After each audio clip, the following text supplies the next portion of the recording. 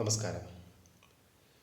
കേശാദിപാദം ശ്രീലയത്തിൽ വാഴും കേശവമായയെ കൈതൊഴുന്നേൻ. ക്ലേശമാശേഷവും നീങ്ങുവാനായി വ്യോമ കേശനെ സന്തതം കൈതൊഴുന്നേൻ. എല്ലാ വിഷ്ണുമായ ഭക്തർക്ക് വേണ്ടി നമസ്കാരം. ഇന്ന് പറയാൻ പോകുന്ന കാര്യങ്ങൾ എന്ന് പറയുമ്പോൾ, ജീവിതത്തിലെ ബുദ്ധിമുട്ടുകൾ, ദുഃഖ ദുരിതങ്ങളൊക്കെ അനുഭവിക്കുന്നവർ ധാരാളം ഉണ്ടാവാം. അത് ഇപ്പോൾ ഒട്ടുമിക്ക ആൾക്കാർക്ക് ഓരോരുത്തരുടെയൊക്കെ അവരുടേതായ ചില പ്രശ്നങ്ങളെല്ലാം ഉണ്ടാവാം. എങ്കിലും അതിനൊരു പരിഹാരമില്ല എന്ന് കണ്ട് മുൻപോട്ട് ജീവിതം തള്ളി നീക്കേണ്ട ആവശ്യമൊന്നുമില്ല.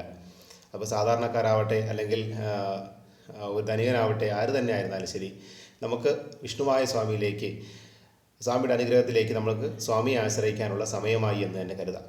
അപ്പോൾ കുടുംബ ബന്ധങ്ങളിൽ ഉണ്ടാകുന്ന പ്രശ്നം, ഭാര്യ ഭർത്താക്കന്മാർ തമ്മിലുള്ള പ്രശ്നം, അല്ലെങ്കിൽ കാമുകന്മാർ തമ്മിലുണ്ടാകുന്ന പ്രശ്നം, അല്ലെങ്കിൽ ഇഷ്ടപ്പെട്ട ആളിന് വിവാഹം കഴിക്കാൻ പറ്റാത്തൊരവസ്ഥയുള്ള പ്രശ്നം, അല്ലെങ്കിൽ വിവാഹം രണ്ടുപേരും ഇഷ്ടത്തിലായിരുന്നു, പക്ഷേ ഒരാൾ പിണങ്ങി മാറിപ്പോയി, അല്ലെങ്കിൽ നിസ്സാരമായ കാര്യങ്ങൾക്ക് പിണങ്ങിപ്പോയി, അങ്ങനെയുള്ള പ്രശ്നം, അല്ലെങ്കിൽ വസ്തു സംബന്ധമായ പ്രശ്നം, വിവാഹം നടക്കാതിരിക്കുക, അതിന് കാലതാമസം ഉണ്ടാവുക, അതിനുള്ള ധനധാന്യങ്ങളൊന്നും നമുക്ക് വീട്ടിലെത്താൻ പറ്റാത്തൊരവസ്ഥ, അന്നത്തിന് ബുദ്ധിമുട്ടുണ്ടാവുക, ഏതൊരവസ്ഥ തന്നെ ആയിരുന്നാലും ശരി, നമുക്ക് വിഷ്ണുവായ സ്വാമിക്കുള്ള പൂജയിലൂടെ, സ്വാമിയുടെ പൂജ ചെയ്യുന്നതോടൊപ്പം തന്നെ സ്വാമിയുടെ നാമങ്ങൾ ചൊല്ലുന്നതും, ഒരു ചെറിയ ഉപാസന പോലെ നാമങ്ങൾ ചൊല്ലുകയും ചെയ്യുമ്പോൾ അതിനുള്ള പരിഹാരങ്ങൾ നമുക്കുണ്ടാവും. അതിനൊരിക്കൽ നമ്മൾ വെച്ച് നീട്ടി മുൻപോട്ട് കൊണ്ടുപോകേണ്ട ആവശ്യമൊന്നുമില്ല. ദീർഘനാളായിട്ടുണ്ടായിട്ടുള്ള പല പല പ്രശ്നങ്ങൾ, രോഗദുരിതങ്ങൾ, ദുഃഖങ്ങൾ, മക്കളെ കൊണ്ടുള്ള ദുഃഖങ്ങൾ, അല്ലെങ്കിൽ അങ്ങനെ ഒരുപാട് പ്രശ്നങ്ങൾ നമ്മുടെ ഈ സമൂഹത്തിലുണ്ട്. അപ്പോൾ അത് എന്ത് തന്നെ ആയിരുന്നാലും ശരി, നമുക്ക് സ്വാമിയിലൂടെ, പൊന്നുണ്ണി വിഷ്ണുമായ ചാത്തൻ സ്വാമിയിലൂടെ ഈ പറഞ്ഞ പ്രശ്നങ്ങൾക്കെല്ലാം തന്നെ പരിഹാരമുണ്ട്. സ്വാമിക്ക് വേണ്ടിയുള്ള നേർച്ചകൾ, സ്വാമിക്ക് വേണ്ടിയുള്ള പൂജകൾ, പരിഹാരങ്ങൾ, ഇതെല്ലാം ചെയ്തു കഴിഞ്ഞാൽ അതോടൊപ്പം തന്നെ നമ്മുടെ ഒരു വിശ്വാസം, നമ്മുടെ ഒരു മനസ്സിൻ്റെ ഒരു ഭാഗം സ്വാമിയിലേക്ക് അർപ്പിച്ചു കഴിഞ്ഞാൽ കൃത്യമായിട്ടും സ്വാമി നമ്മളെ അനുഗ്രഹിക്കും. അതിനുള്ള വഴി നമുക്ക് തുറന്നു കിട്ടും. ഒരിക്കലും നമ്മളതിനെ മാറ്റി നിർത്തി വെച്ച് താമസിപ്പിക്കേണ്ട കാര്യങ്ങളൊന്നുമില്ല. ഭഗവാൻ അനുഗ്രഹം ഉണ്ടാവും.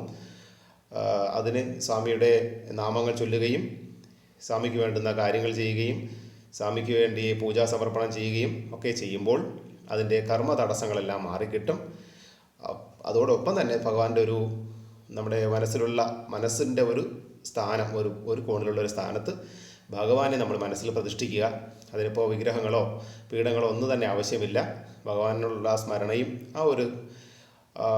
നമുക്ക് പറ്റുന്ന ആ ഒരു സമയത്തോടുള്ള പ്രാർത്ഥനയും ഒക്കെ മുൻപോട്ട് കൊണ്ടുപോയി കഴിഞ്ഞാൽ കൃത്യമായും ഭഗവാന്റെ അനുഗ്രഹം നമുക്കുണ്ടാവും. എല്ലാ പ്രശ്നങ്ങൾക്കും തന്നെ ഇതിനേക്കാൾ വലിയ പാരമ്പര്യമായിട്ടുള്ള തകർച്ചകളും പ്രശ്നങ്ങളും എന്ത് തന്നെ ആയിരുന്നാലും ശരി, അതെല്ലാത്തിനും പൊന്നുണ്ണിമായ വിഷ്ണുവായ ചാത്തൻ സ്വാമി നിങ്ങളെ മുൻപോട്ട് കൊണ്ടുവരും. ഒരിക്കലും ആ പടുകുഴിയിൽ തന്നെ കിടക്കട്ടെ, അങ്ങനെ തന്നെ പോട്ടെ എന്ന് ചിന്തിക്കേണ്ട ആവശ്യമില്ല. എല്ലാവരും സ്വാമി ഭക്തരായി വരിക. അതിനുള്ള സമയമാഗതമായി എന്ന് കരുതി മുൻപോട്ട് വരിക. ഭഗവാന്റെ അനുഗ്രഹം തീർച്ചയായും ഉണ്ടാവും. എല്ലാവർക്കും നമസ്കാരം. ഓം പൊന്നുണ്ണി വിഷ്ണുമായ ചാത്തൻ സ്വാമിയേ നമഃ.